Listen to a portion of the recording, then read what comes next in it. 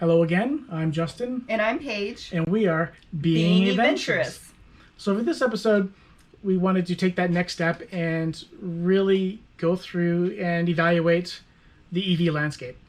As part of this whole immersion process that we're going through, we've done a ton of research, certainly as much as that's available to us, certainly at our fingertips via the web and via YouTube, especially for vehicles that are not out yet. So thank you, YouTubers out there. We've appreciated and followed all of you to learn about all these different cars. And really inspired us to go down this path ourselves. Right. Because like we mentioned in the first episode, we've got an extreme amount of value from it, and we're just hoping to add to that overall collective value proposal. So, yes. Let's just jump right in and let's kind of go through the list of vehicles that we've checked out and evaluated and was part of our process. So let's start with the Mach-E, because as you mentioned before, the Mach-E via your sister kind of started this whole thing effectively. Yes.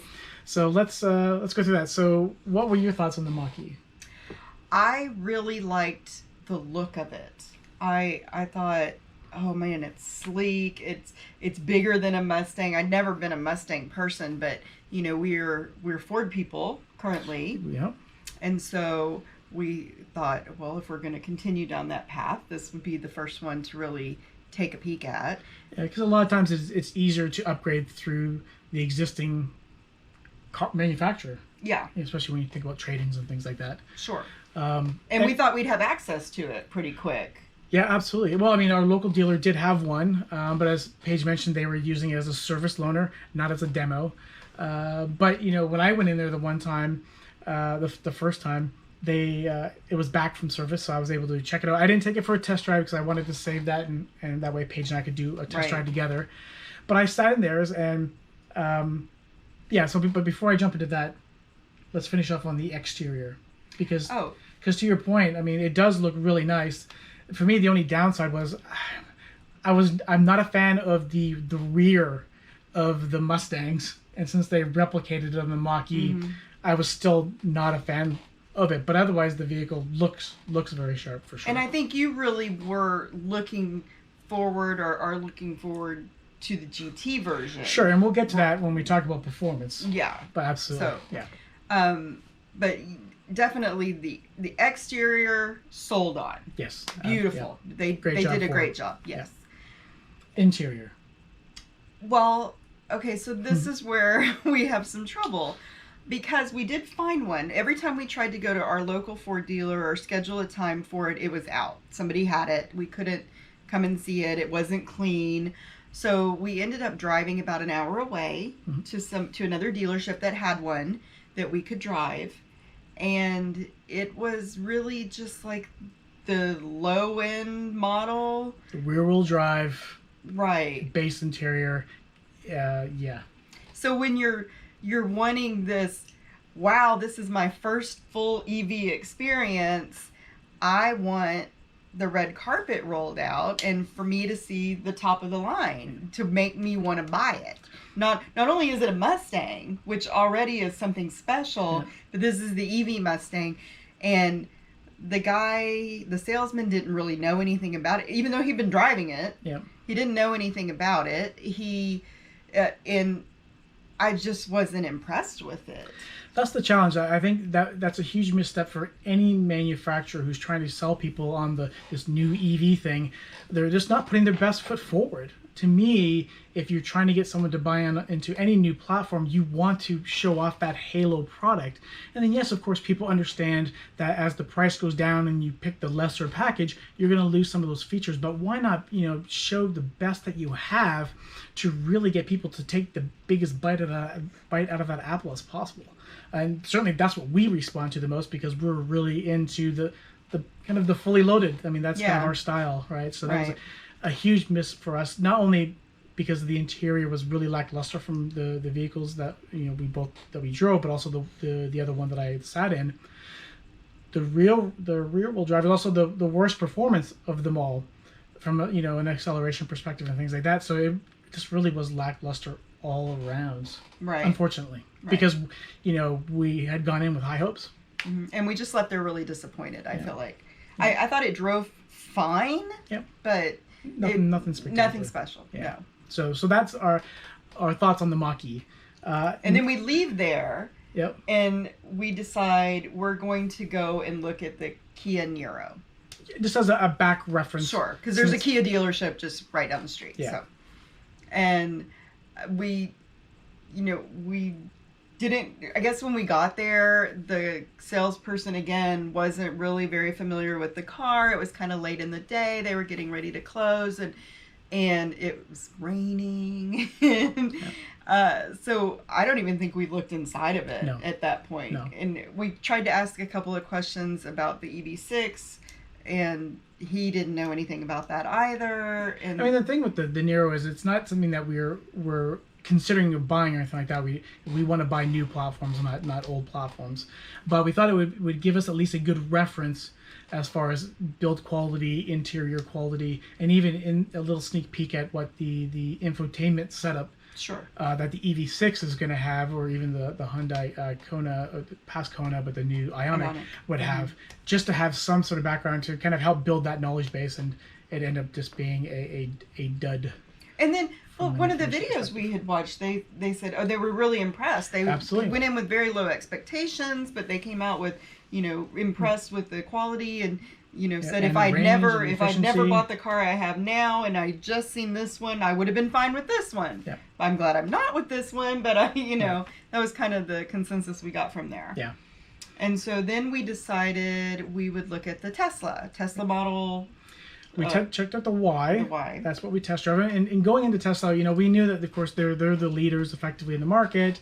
And we have friends who have Teslas, and they really love the Tesla. And while we might have certain issues with Mr. Elon Musk himself, we thought, let's take a step back and really stick to the purpose of why we're even going EV. And so we felt that we needed to test the Tesla. And I went in with not wanting to like it at all. I thought it was plain. I didn't like the idea of a huge iPad sitting in the middle of my dashboard. I thought a lot of the software that they have on there is really gimmicky, and I didn't even want to go and test drive it. But we decided we're going through this process. Let's look at it. Yeah. So, I loved it. I loved the performance of it. I am still not a fan of that iPad thing. I'm not a fan of how basic the interior is, I guess. I think they refer to it as elegant. Oh, I'm sorry. Right. So yeah, that is just not my aesthetic at all.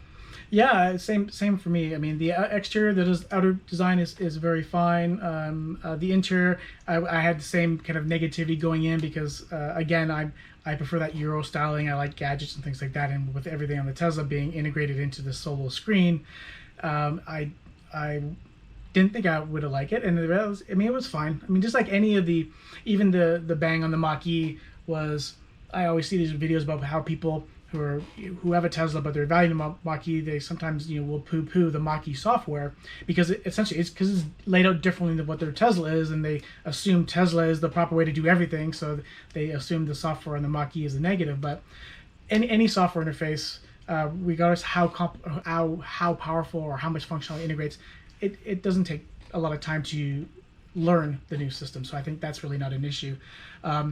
I still have an issue with the interior just being so basic, but I enjoyed the test drive. I enjoyed the performance, even though it wasn't the performance model. It still was plenty for me, especially comparable to my RS, right? Sure. So that was fine.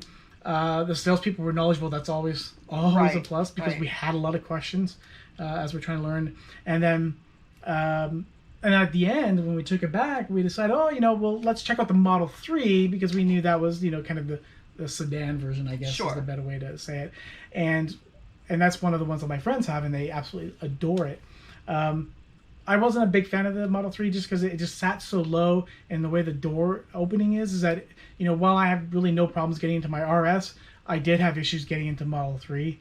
Most like from a head perspective, I'm like, I would bang my head every time. I'm notorious for banging my head on cars when I get in them, so yeah, that would definitely be a problem. I really, the main reason that we even looked at that version was because it had the white interior, and so we were intrigued by what the white interior would look like. And I kept saying, "Oh no, you can't wear denim. You can't wear black pants. It's gonna get all over that. Have you seen how black pants bleed? There's no way." And the guy's like, "No, it's fine, it's fine." So I wanted to see it, and the interior is beautiful. Yeah, because a lot of times with white, it's going to be hit or miss from an interior perspective. So that was definitely good to have as a reference. Right. Absolutely.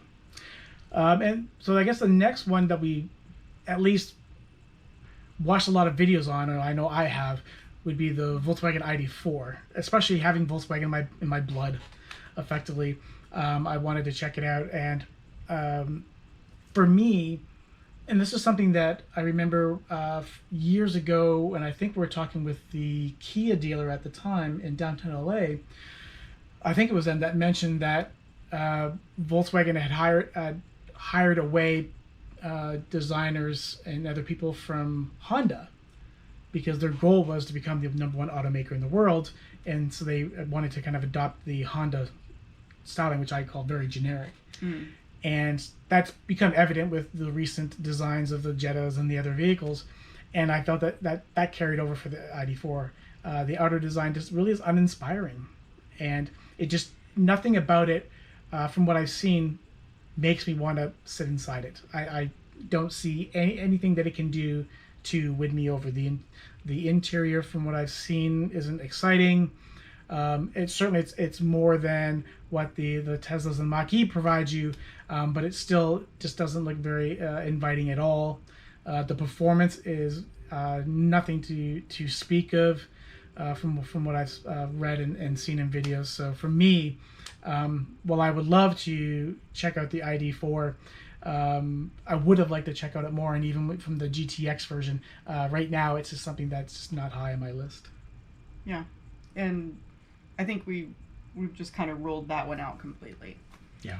So then I guess that kind of gets us into the Kia EV6. That's some of the future ones, yeah. Some of the future. We watched the launch, the Times Square reveal, and if any of you watched the Times Square reveal, it was kind of a dud. They didn't really do it right. Because we went into it with a lot of excitement. Sure. Because we liked what we were seeing on YouTube and articles and things like that. Because some of the YouTubers from South Korea were kind of getting more of a hands-on, and because I think it was globally launched earlier. So that really kind of wet the juices type thing. And so we were really psyched. And yeah, to your point, it fell flat. It was way too short. I was shocked that it ended, because I was like, did I miss something? Like, shouldn't there be more pomp and circumstance and more information? Right. Versus just essentially repeating what was already mentioned, and even to a lesser degree in the global launch. And to not even have details as to what the ordering process is going to be like, or what that, the first edition is going to have from a feature perspective. It was just, the execution was an F.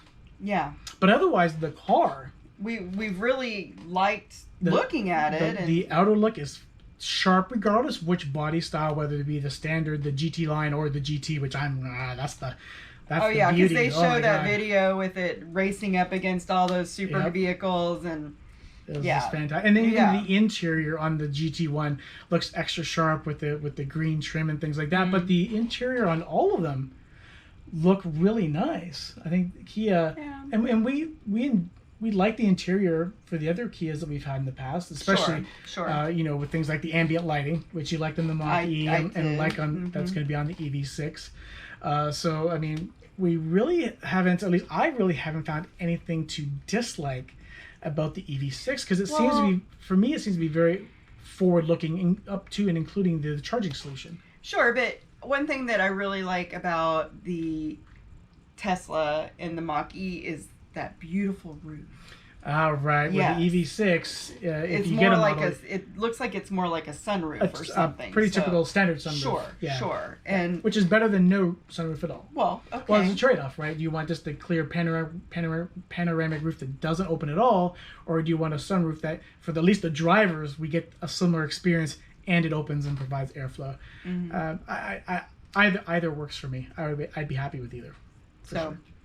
But that's where the IONIQ differs, because the IONIQ offers Yeah. that and the moonroof, and it looks really sharp. And so getting into the IONIQ 5 and kind of some of the likes that we have about that one are, I love the way the little pixelated lights look. I think that looks awesome. really sharp. The exterior looks really sharp, both from the pixels, which I think that they leaned into it like they did, is fantastic. Like, finally, one of the very few things I like about Hyundais, because in the past, aside from the Veloster, the outer Veloster styling, I really haven't been a big fan of Hyundais in general. But yeah, they nailed it both. Like, I want to go the watch body that, shape and the pixels. I want to watch Pixels every time. It's like, go with that movie. Yeah, I thought that was great. I think for me, where the Hyundai falls down is the interior. It just reminds me of the lackluster, poor interior designs from other Hyundais of old, including that center console, which they think it's innovative because you can slide it back and forth and stuff like that. I'm not a big fan of that, and yeah, just the interior. Is that the one with the one cup holder? With the one cup holder, but did you open up the? It's in the exactly right. Yeah. So that's weird. Yeah, some of the design choices are kind of odd, but it's a direction that they went. It's just not something that I am attracted to so far. Right. So does that? Well, but the good thing is that we are going to be driving to Chicago for the auto show this upcoming weekend, so we will be able to check out in person not only the EV6 and the IONIQ 5, but hopefully they'll have the higher end versions of the Mach-E, and who knows, maybe they'll have the GTX version of the ID.4, and I'll sit in that, and that'll be my giving it a chance type thing, and we'll check out all the other EVs that are available. Maybe they'll have the Polestar 2 and things like that, and we'll be able to even expand our knowledge to give us further background, so ultimately we can make the best choice possible for us for our first of many EV vehicles in the future. So I totally do have to about say, I will not allow him to look at the Ford Lightning. The truck, Yeah, because I mean, when the video came out announcing it, he's like, "Look at this." I'm like, "Nope, that is not. We don't need a truck." We'll have to check out the Hummer. No. So. But ultimately, we want to immerse ourselves in EV, and we'll definitely be documenting our trip.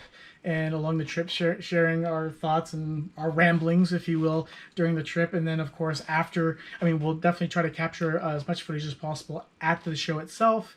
And then we'll be providing feedback and updates on the trip back and when we get back here, so that we can continue sharing this EV venture,